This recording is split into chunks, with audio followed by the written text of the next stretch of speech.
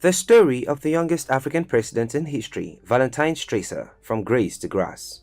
Hello explorers, welcome back to another exciting video presented to you by Displore, and thanks for watching. In this video, we shall be throwing the light back to the 90s to look at the story of the youngest person in African history to become president.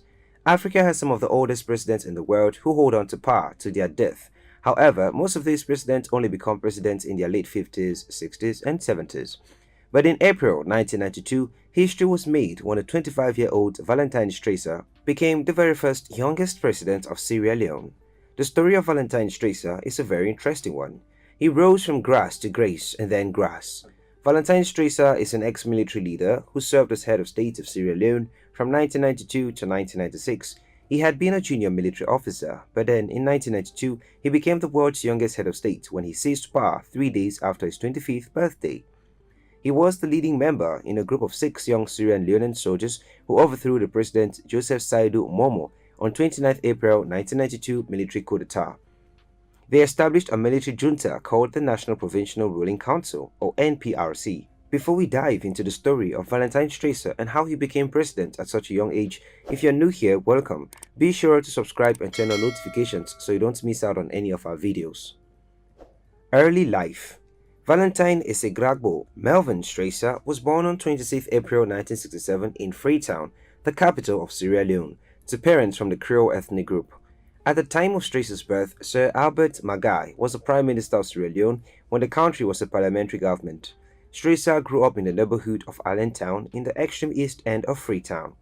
Stresser completed his secondary education at the Sierra Leonean Grammar School in Freetown and graduated in 1985 at age 18. While in secondary school, Stresser was a gifted student in math and chemistry. His military career. Upon graduation from secondary school in 1985, he enlisted in the Republic of Sierra Leone military forces at the age of 18 during the government of President Siaka Stevens, and then was deployed for military training as a cadet officer at the Benguema Military Training Academy in Benguema, a town located just outside Freetown. After his training, he was commissioned into the Sierra Leonean Army at the young age of 19. He was posted to a military barracks in Daro, Kailahun district in eastern Sierra Leone. The Revolutionary United Front (RUF), led by Fode Sanko, began their first attack on 25 March 1991 in Bwedu villages in Kailahun district. Stresser and all the soldiers, who were already in a military barracks in Kailahun, were sent to command and rout the rebellion against the RUF. Before President Momo was removed by his successor, Valentine Stresser fought against the Liberian invasion in the Sierra Leone, particularly in the east and south of Sierra Leone. Stresser in his fight had to go up against domestic rebels, also known as Sobels. President Momo's presidency was not long-lasting because he denied the demands of the people of Sierra Leone at the time of his regime. They wanted a more cooperative political system and thought Momo provided nothing different than his predecessor.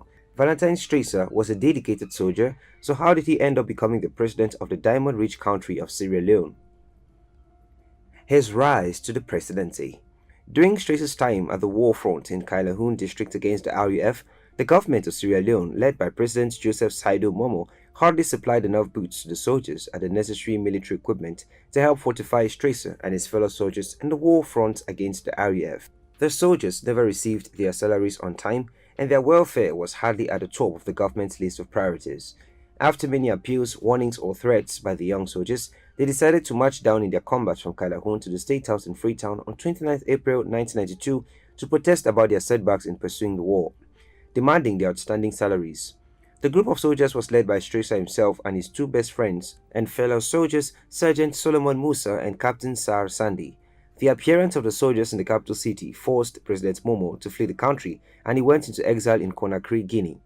This power vacuum motivated Stresser and his men to seize power, forming the National Provincial Ruling Council (NPRC), with Stresser as its leader and the head of state of the country. Stresser became the youngest head of state in the world at just 25 years old, ignoring the country constitution, which stated that aspiring presidents must be 30 years and above.